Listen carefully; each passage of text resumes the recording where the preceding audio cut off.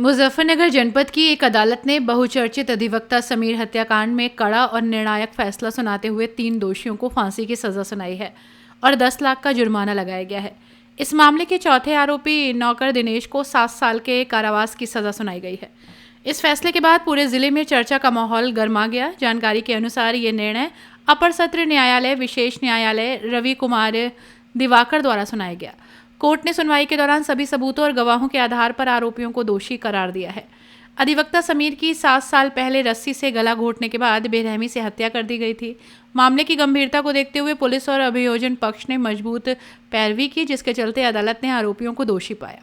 इस मामले में शासकीय अधिवक्ता कुलदीप कुमार ने सशक्त पैरवी करते हुए सभी गवाह और साक्ष्य प्रस्तुत किए। न्यायालय ने अपने फैसले में कहा कि अगर ये अपराध अत्यंत जघन्य और समाज को झकझोरने वाला है, इसलिए इसमें किसी प्रकार की नरमी नहीं बरती जा सकती। अदालत ने इसे रेयरेस्ट ऑफ द रेयर मानते हुए मृत्युदंड सुनाया। कोर्ट ने सोनू उर्फ रिजवान सिंगोल अलवी और शालू उर्फ अरबास निवासी गढ़ी गौरवान थाना शहर कोतवाली को फांसी की सज़ा सुनाई है, जबकि चौथे आरोपी नौकर दिनेश को 7 वर्ष के कारावास की सज़ा सुनाई गई है और 10 लाख का जुर्माना लगाया गया। सभी गवाहों और सबूतों के आधार पर कोर्ट ने ऐतिहासिक फैसला सुनाया। फैसले के बाद न्यायालय परिसर और शहर में सुरक्षा व्यवस्था बढ़ा दी गई है। आम जनता इस फैसले को न्याय की जीत मान रही है। ये फैसला साफ संकेत देता है कि कानून के सामने कोई भी अपराधी बच नहीं सकता। देर हो सकती है, लेकिन न्याय जरूर मिलता है। जी सर, आज एक जजमेंट आया है जिसमें 3 लोगों को फांसी की सजा सुनाई गई है। क्या था वो मामला और किस तरह से पैरोकारी की? एक समीर सैफी एडवोकेट थे। 2019 में वो समीर सैफी बार एसोसिएशन में उनके एक चैम्बर अलॉट किया गया था। 15 अक्टूबर को समीर सैफी के चैम्बर का उद्घाटन हुआ था और भी 2-3 उनके साथियों के चैम्बर के उद्घाटन उस दिन हुए थे। जब चैम्बर उद्घाटन करने के बाद शाम को वो घर गए, उसके बाद उसी शाम वो गायब हो गए। उनके फादर मोहम्मद अजहर ने उसी दिन शाम को रात में थाना कोतवाली में समीर सैफी की गुमशुदगी दर्ज कराई, लेकिन उनका कुछ पता नहीं चल पाया था। उसके 2-3 दिन बाद यहाँ एडवोकेट्स का भी पूरा आंदोलन रहा, अधिकारी इस गण से मिलते जुलते रहे और पुलिस ने 3-4 दिन के बाद उनके समीर सैफी के जो साथी थे शिंगोल अलवी, उनको और उनके 2-3 साथियों को पकड़ा और उनसे पूछताछ की।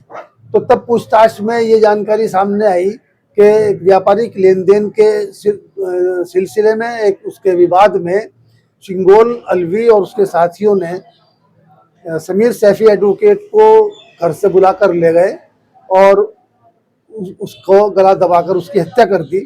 और हत्या करने के बाद सीकरी गांव में एक मुर्गी फार्म था शिंगोल अलवी का, वहाँ चले गए सीकरी गांव में और वहाँ अपने नौकर दिनेश को साथ लिया और शिंगोल अलवी, उसके साथ सोनू रिजवान और शालू उर्फ अरबाज, ये चारों लोगों ने एक जंगल, वहाँ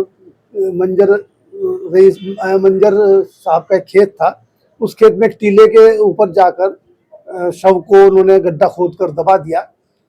3 दिन के बाद वो 26 अक्टूबर 2019 को वो लाश बरामद हुई और तब ये पता चला कि इन्होंने व्यापारिक विवाद में हत्या की है। उसके बाद में चारों मुलजिमान को जेल भेज दिया गया।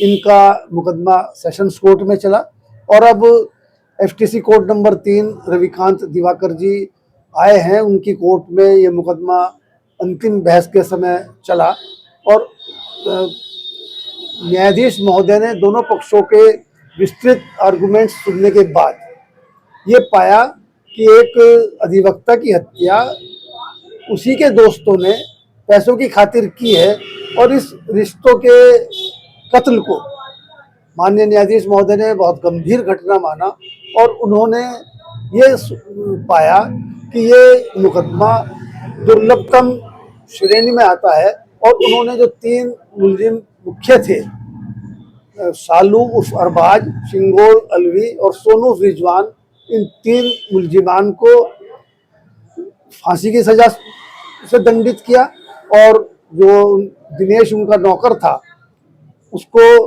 शव को खुर्द-बुर्द करने और के प्रयास के अपराध में उसको 7 साल की सजा से दंडित किया।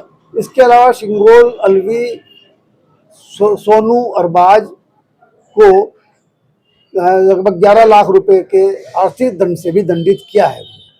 ये माननीय न्यायाधीश महोदय का एक ऐसा जजमेंट है जो लंबे समय तक कचहरी के इतिहास में और जनपद मुजफ्फरनगर के इतिहास में याद रखा जाएगा। कितने साल में इसका सुनवाई होगा, कितने तारीखें लगी होगी? देखो 2019 से मुकदमा लगातार चल रहा था। 2019 अक्टूबर की घटना थी, उसके दो तीन महीने के बाद ये शुरू हो गया था सेशंस में। इसमें खास बात ये रहेगी जो शिंगोल अलवी मुख्य अभियुक्त था उसकी जमानत माननीय उच्च न्यायालय से आज तक भी नहीं हुई।